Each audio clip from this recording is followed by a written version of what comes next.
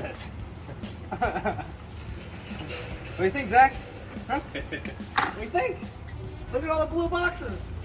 Wow. Yeah. Merry Christmas, Zach. You can run AC. Yeah. So yeah, that switch. That's the only thing you mentioned back here. Yeah, the little white switch there, yeah, in that gray box. It's actually a small breaker, but when you have solar panels that are this high voltage, you have to have a breaker. So that's what that's for. But yeah, that acts as your solar panel switch to shut things down. And so when you put it in, if you put it in storage or shut it down, if you turn that off, it'll just prevent the solar panels from causing the solar charger to try and charge. Okay. And with this system in particular, because basically your BMS communicates from what the batteries want to the servo, which then distributes that information to the inverters and the solar charger. Okay. So, and the load, these are your load converters. So these supply your 12 volt power, basically. Gotcha. So, because you got 24 volt system and you've got 12 volt loads, these supply the 12 volt loads. Okay. And essentially, if you shut this down and the switch doesn't get turned off, the servo will lose communication, or the BMS loses communication to the battery, and then the servo might have a little alarm. So it's not a big deal, but because the solar charger still got power, it's going, hey, where's my instructions, basically. And so it just like doesn't know what to do. So if you turn that switch off there, basically what will happen is it just goes beep, beep, beep, beep, and then it'll shut off in a few minutes. Everything shuts down. So it's not a big deal. I was just chatting with somebody else who's done quite a few of these systems, and he's like, I just turn off the master switch and I don't really care, and then turn it back on and it powers back up. So no big deal. But there is an audible alarm in that, which will go off under the conditions if you have any issues. So, keep an eye out for that. But as far as kind of the full walkthrough in here, you've got, this is kind of their inverter 1 and 2. This one's actually showing you the indication of what's going on. So it's going to show you the same information here as you can see on the main display inside. Okay. But it's going to tell you mains on, meaning your shore power is on. Okay. Or inverter on, meaning you're on the inverter. Yeah. Okay. And only one of those will be powered at any given time. Okay. So it'll basically switch from inverter to shore automatically when you connect the shore power. The inverters do need to be on to do that though. So if you connect the shore power and the inverter's off, they are off. They're not going to do anything. Okay. Charger only mode allows you to kind of function as if you didn't have inverters. So you plug into shore power, the inverters wake up and they allow shore power through. You unplug from shore power, they'll shut down and go into a dormant mode. Okay. So it doesn't mean that all it does is charge, but it only charges and passes power through. It will not invert. Okay. So that's, if you're, not using them all the time, which you're probably going to leave them on all the time, but if for any reason you want to shut them down, like I say, is there a reason not to use them? I mean, more wear would kill them over time? Yeah, like I was saying earlier, if you shut down the inverters, you'll save power overnight because they have a zero load consumption. Gotcha. Although I did notice that their consumption as a pair is a lot. I don't know if it's because they're paired up or what, but they're only drawing about 3 amps total, which is what I was estimating per inverter. So it's about half of what I said. That's really interesting. So the passive draw is less because they're chained or paired somehow. Huh. Yeah. I'm not sure if it's just the new technology with the newer inverters, because I actually didn't look. I haven't tested the 24 volt 3000s to see what their zero load is, but we're also at 24 volts, so it's a pretty efficient system though. So you are losing some power. So turning them off would increase your battery retention overnight. And most of the time we're going to be running fans at night anyways. That's the whole. Right. That's the whole thing. So we'll probably have them going all the time. Your roof fans will work like vents, but the air conditioners will need AC. So yeah, well, we're just going to do some plug-in fans for because I figured those are a couple amps versus my AC is going to be a lot. 100%. Yeah, any kind of fan like box fan, those are going to run. Those are really efficient. Yeah, that's what we were thinking about getting a couple amps for night rather than running the AC, because that's what we do now. And no, you seems like that'd be wasteful. You wouldn't want to keep the AC on if you can avoid it overnight, because you don't know how much it's going to drain. You're going to get to know the system really well. You'll know exactly how to use it. It's just going to take some time. But, preliminarily, not having experience using the system myself, and you're still getting used to it, that I would say that turning the inverter off or just turning the air conditioners off at night is a safer bet. Yeah. But at some point you'll figure out, like, I can run one all night, no problem, and then the sun comes up and charges them up. But you're only going to get so much power each day from the sun, and we could do some quick math to kind of figure out what that would be. But essentially, these are just more connections there. Yeah, these are your master fuses or Class D fuses. From the battery to this. Yeah, so from the batteries, you've got these are all equal length cables, so you get equal energy from each battery. This is a fuse bus. This actually transmits the fuse information back to the BMS, so you can look at this BMS on Bluetooth, and that's your battery monitor. And then it'll tell you if the fuses are blown or not. Okay. And of course, And that's what those are for? those are different fuses. Those are actually for this guy, which is to power your servo. Okay. And there's another one down here to power your external fans. Okay. So we installed a cooling system here and here. Yeah, I see. And when this inverter system is charging or discharging at a high current, the fans in the inverters will turn on. And when they do that, especially this, it's programmed off of this one. So when the fan turns on in here, it will turn both of those fans on, and that will circulate air through this bay into your storage space over there. So if things were... So I'm going to have a heated floor, is what you're saying. Yeah, I mean, to a degree, it's not that big of a difference. Yeah. And the nice. insulation, typically, well, yeah, you'd be pretty well insulated from it. Yeah. But, you know, if you're running the air conditioner up there, you probably would prefer to have the air conditioner keep running rather than shut down from overheating down here. So this will allow you to keep running the air conditioner up there. Because if you have too much heat build up in here, which it's hard to say how much heat does build up in here, but like 105-degree weather, if you didn't have those fans and you have these two inverters in here, these will generate a lot of heat, and you very well may run into overheating issues. So you're saying I'm not going to, I shouldn't have to come and open, should I open this up if it's too hot, or?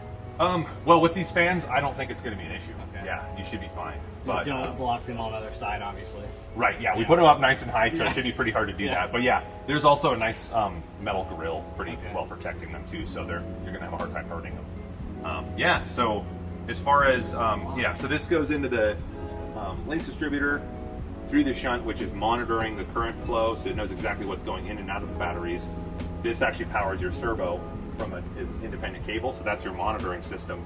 That's powered separately, so if this whole system shuts down, your servo display still is powered and can tell you what's going on. Okay, gotcha. Until it gets to we have to shut this down as well kind of situation if it's really low voltage. Okay. But that's only going to happen a while after the power issues occur. So if you were to have like a low voltage cutout because you drained the system, it's going to shut your lights down, the inverters are going to shut off, and then your servo is going to start beeping at you and say, hey, we have an issue, and you'll be able to read exactly what's going on.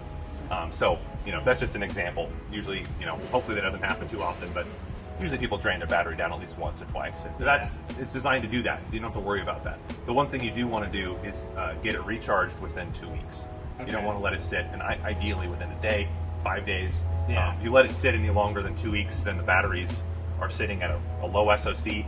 Because they have circuitry in here, they're also going to continue to drain, and they basically shut down right before they crash. The way that lithium works is that from a fully charged battery, you have about 13.5 volts or 13.4 volts, and it's 13.3 for most of the SOC. It slowly drops down to like 12.8. So a really slow transition downward as from 100% all the way down to about 20%. And then below 20%, the voltage drops really quickly. And so it's like the BMS... It's like human lifespan. Like we slowly fall off, and then something big happens and boom, you're dead. Yeah, exactly. Okay. As the system shuts down, there's really not much left in it. And so the circuitry in each battery will dissipate the energy in the cells, and to a point where they're damaged. And that happens over, 2 weeks to a month. So anyways, basically... Unless I'm forgetting to turn it off or something. Exactly, yeah. No, it would, if you're using the system, if you put it in storage, we just say shut it down. It's way better to do that. People sometimes leave their system active and plug into shore power and say, oh, it's fine, it's charging. But they leave their inverter in invert mode, on mode, not charger only. And so someone unplugs them because they're like, oh, I want to plug into this outlet. That happens a lot. And then all of a sudden, their battery is being drained because maybe there's a fan running or a dehumidifier running in there or whatever, and the inverter is running that by itself. So the system's just sitting under a cover usually, and it just discharges within a matter of hours, days, weeks. Doesn't really matter. But if you're not aware of that happening, then it can be damaging. But what's nice about this system, I mean, depending on what kind of internet access you have where you park it, that will communicate through the shunt, or excuse me, the shunt communicates through the servo, and that's going to send, any kind of error reports back to the VRM. And once we get that set up for you, you have an email that will automatically be sent to you saying, hey, there's Okay. there's a condition. As you long gotta as I check have this some out. kind of Wi-Fi connection to this, I was Yeah, something exactly. For it to Or see to. exactly, yeah. So yeah, you Well, either that's have my that next or thing. I was looking at Starlink. So. yeah, for next sure. step. We just had a guy here 2 weeks ago in Starlink system. He ran this. It runs a lot of power off of his batteries, but he's got a smaller battery bank and a smaller solar system. He actually has the same inverters, other than this is the 2X120. So he has the other version is 48 volt. But anyways, very similar system, just Yeah. not as powerful as this one. And he's been running into power drainage issues because he has over 10 cameras on the Oh, roof. wow. He's going to Mexico and he's like, I want to make sure it's safe. But yeah, like Totally lots of defended. security. Just bring more guns. Let's handle it. Exactly. Yeah, so let's see. So these are your inverter switches. You really don't have to ever turn these off. Okay. When you turn the system on, it has what's called a pre-charge circuit. So there's a switch, I'll show you on the wall, that when you turn that switch on, it turns the BMS on, and the BMS pre-charges the inverter capacitors, because the capacitors, if you try and turn a switch on, like these switches, or there's a contactor in this that'll close, and basically it's like a switch that's electronic. Every time you close a switch with inverters next to it, or behind it, so to speak, connecting the battery to the inverter, you're going to have an arc, and that happens because you have such an amazing amount of energy that's dumped into the capacitors really quickly, and especially at 24 volts and higher voltage, that arc becomes a lot more powerful, and it literally melts metal. So the pre-charge circuit on this actually turns on the inverters with a resistor, so it slowly increases the voltage on the inverters, so there's no arcing. So you can turn these off and on using these switches, but ideally you don't do that unless the system's already shut down. Okay. And the reason is just that the inverters are able to pre-charge through this system, and they also shut down because of the contactor here. So we actually don't really tell people to use the inverter switches at all. Okay. Typically we say use the master switch, leave the inverter switch off. We have these for servicing, for testing, so troubleshooting remotely, they're going to be a useful tool, Okay. but you don't need to use them typically. Okay. So yeah, what I would recommend doing is just keep these off, or on all the time. And then, when you shut the switch down inside, it's going to power everything down except for that PV solar input switch. Yeah, So that's the one thing that needs to be turned off.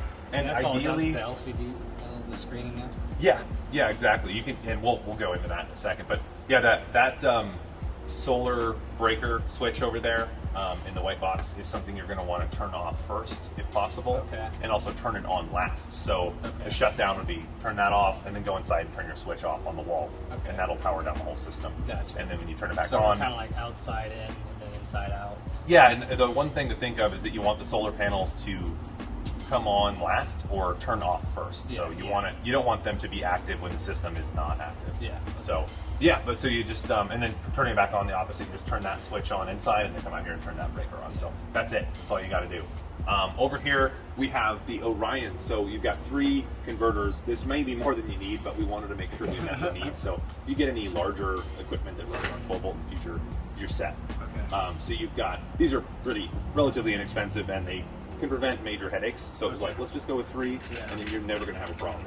They don't use power unless they're needed, so they're not sitting there wasting energy. You've got 3 converters. These are the inputs to your 3 converters, 50 amps each, and then the output to your main panel is going to be on that 200 amp breaker right there. Okay. So And what is the 60 amp? yeah, that's for your solar charger. Okay, And gotcha. what's see. nice is, yeah, if you follow the lines, you can see where things are going. We always try and build systems like that whenever possible. But yeah, so you can see, okay, what's the solar panel? And you just look at PV, and it's right there. And okay, battery is connected here. So again, you don't need to turn that off either. So there's really very little you have to do in here. But if there's an error or anything fails, these breakers are here to protect the system. So yeah, these boxes here are your junction boxes. They are combining the AC input and outputs because you have 2 inverters that each have 4 conductors. We've used 6-4 single line, gets split into 2 6-4s here. So basically 1 wire coming in feeds both inverters, and then both inverters have a wire coming out, which is joined back into a single wire out. So these were necessary to do the dual inverter system. There's no fuses or breakers or anything in here. There's just terminal blocks that connect things together, just so you know what's going on in there. Yeah, and I did have a question too. If somebody else were to plug in their RV into mine, is that a they run their cord down to just my plug-in for their 50 amp. Like, is that like they just gonna drain this battery, right? Like, yeah, that's if what you can do. Is that's dumb to do? If Oh, I no, was I- say I wanted to power my buddy's rig. Yeah, I know and he people that doesn't do have that. solar. I'll grab this chair real quick. I know people that do that, and I have one customer who has a truck that has a system in it that runs off of his alternator, and he actually charges his trailer with it. Okay. So he It would does just exactly deplete the that. battery quicker, obviously. Like, there's not. Yeah, and if you overloaded something on that other vehicle, it would overload the inverters in here, just Yeah. as an example. Yeah. But that works fine. You don't have, so this coach has 50 amp and 30 amp input capability, but it doesn't have any more than 15 amp output capability. Yeah, you were talking about that So earlier, right? yeah, and I was like, that's something you could add later, but I don't know if you really want to do that. So Yeah. because then people would be asking for it. Yeah, right. Let me plug into your rig. Like, Exactly. if I had two RVs, then maybe that would be like if I was towing, like she was driving one or something, and I was towing this one. But Yeah, we're not at that point. So. Right. But if you were to add that in the future, you'd want to pull off of the AC output 2. The inverter has an AC output 2, and that defaults to turning on only when you're on shore power, so it's a short only thing. I'm trying to think. But yeah, you could do that. You could add a 30 or a 50 amp output. I probably wouldn't add more than 30 amps because these are single phase, so 50 amps isn't going to be dual phase, and these can generate technically 44 amps continuous, or roughly 44 amps. So you could put a 50 amp outlet, but you wouldn't really want to draw 40 amps I'm not off of gonna have this. anything left for mine. Exactly, yeah. So I'd put a 30 amp outlet on it and call it good. But they don't really make outlets quite like they do inlets, because inlets are designed to go on the walls outside of an RV. The outlets, you can get a box like that, but typically you've probably seen the big cover you have to flip up on the boxes. So you might have to get a small box mounted somewhere in here and then have like a port where you could pass the wire through. Okay. I wouldn't necessarily do it in here, but you could Just either... odds. Yeah, there's some options. You could pull off of this, or you could pull off the main panel to do that. Either one would work fine. Okay. So that's certainly, and we can do that for you too if you want in the future. So that's something that's definitely an option. These, one thing I noticed, these are a little offset. You'll notice that it's just because these terminals fit better and it helps to keep things compact. But yeah, we definitely intended to do that. That makes sense. Yeah, I think that covers everything in here. The Servo has some information on the sticker here. It's got like a Wi-Fi password. It's going to have a VRM number. Most of that stuff you can get inside on the touch display. Okay. And for the Wi-Fi, that's to connect to this. You really don't need to do that unless you're setting it up. Yeah. Typically, I mean, like if you're the first time, essentially, like if you're trying to troubleshoot this, you can connect directly to the Bluetooth or the Wi-Fi on that, and then look at what's going on in the Servo. But I would just recommend using a wireless router inside or the touch display, which gives you all the same information. So, it's an option, but if you're troubleshooting to that degree, hopefully you're on the phone with me or something here. So, that's not something that we expect you to take on autonomously. Let's see. So each device that has Bluetooth, most of them I should say, have a PUK number. This PUK number here is intended to reset the Bluetooth on your system. So you only need to know this if you have an issue, but for example, if you don't set the password on these for some period of time, I believe they automatically lock out any new users. Okay. So what I would do is just set the password as something simple. It could be 1234, it could be whatever you want it to be. Something memorable and simple, because if you do lose it, you'll have to reset the Bluetooth on each device using the special PUK number for each device. Okay. And we have stickers that have all that information on each one of these. There's a PUK number on this. The solar charger has a PUK number that's on the other side that you can't see without a very fine mirror. Okay. And this also has a PUK number, I believe. So I just have to connect it once, is what you're saying, or do I need to go through each device? Well, so yeah, let's take a look at the Bluetooth app. So Victron Connect is the app you're going to be using, and you're going to have way less devices than I've got on here. Because right now we got a million devices in here, and so we named them all. You can customize the names, but we just named it Lawson. Okay.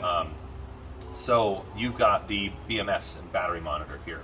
Okay. I also turned on, I forget what they call it, they just activated this recently, so you can now see information. So when you look at this, you'll just see the items that are yours at the top, and you'll be able to see like, okay, what's the state of charge, the current of the batteries currently, the voltage of the batteries, how many watts of solar are we charging, you know, and you can see basically a lot of information really quickly just from there.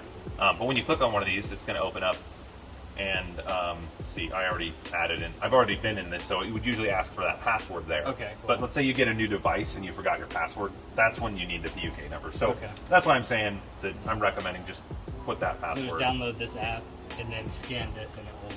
Is that what you're saying? Or I believe that will, yeah. Okay. But Or when you open up when you open up Victron Connect, you can click on each one of these, and the code is 6 zeros. Okay. So if you enter 6 zeros, and then they're going to say, "Hey, we highly recommend you change the password. This is an unsecured yada yada." Yeah. And that's where because they're automatically just putting off the Bluetooth signal now.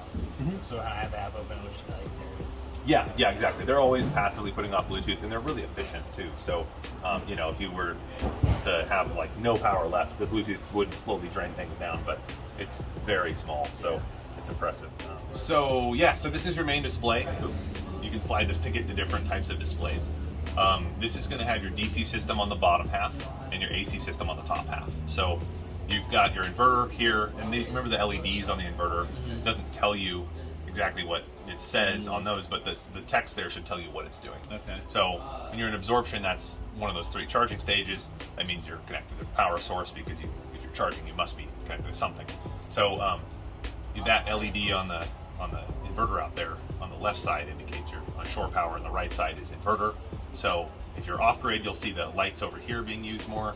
If you're on grid, you're going to see this light, these lights. So those are the 3 charging stages, those 3 LEDs, and then the top one is just shore power. So without getting too far into the weeds, just the bottom half is DC, so you got your battery, and this is your state of charge, voltage, net current. We talked about that, all this stuff on the battery app, but the current or net current is your absolute. So we're generating energy because we're on shore power, but if we weren't, we'd be draining energy.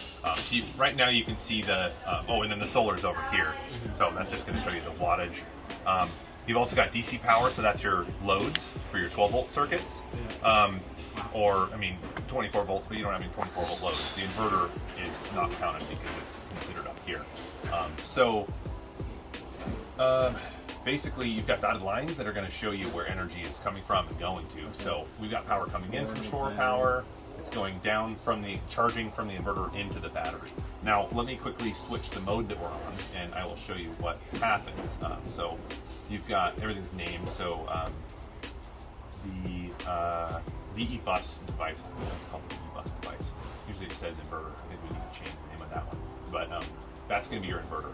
Okay. We can change it to say just inverter or whatever. But we can turn the state on and off. Remember, I was mentioning you can turn the inverter off, but that means it won't do anything for storage. But this is your master switch, which you'd use to do that instead. Okay. Charger only. You took one just like the. Yeah, we just went for a wall switch. Yeah, we just used one of ours. We removed your battery monitor that was there because it didn't serve a purpose anymore. We thought, this little cover plate was needed to fill a gap, unfortunately, but it worked out nicely. Very clean. Thanks. Yeah, he did all the work. Good job. Inverter on. Inverter only means you won't connect to shore power. It'll ignore it, whatever it is. It's really not a very useful mode. Yeah. And then charger only is good for, again, if you don't want the inverters to drain your system, but when you connect to shore power, you want it to automatically turn on. Okay. I don't really use that all that often either, so I really recommend on and off typically. So pretty straightforward.